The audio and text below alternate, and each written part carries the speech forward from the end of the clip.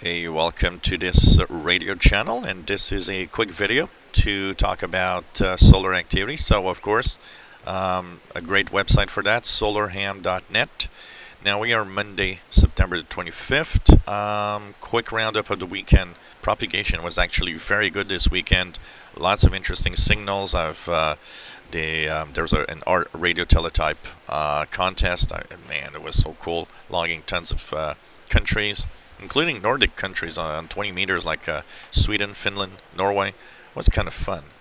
And so what's going to happen this week? So first of all, we have an increase in solar activity. So the solar flux will be moving up this week. One of the reasons we have, of course, a sunspot, that famous sunspot, if you guys remember, that gave us some bad solar flares, or so really big solar flares are kind of coming back right now as they've rotated, but they're not as dangerous as they were before.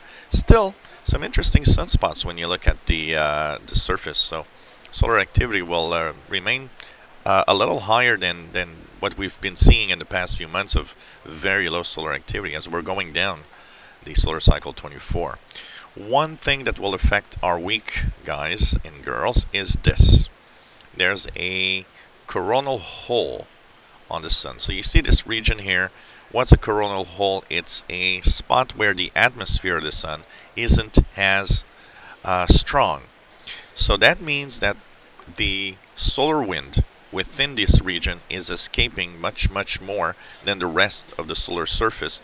And because it's getting into position here, in the next few days we might start having some geomagnetic storming. So that will, of course, affect our hobby.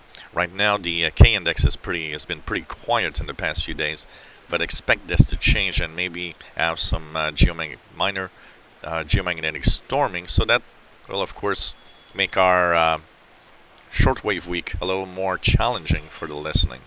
So check that out. With the higher solar flux, because of the sunspots, higher frequencies might propagate.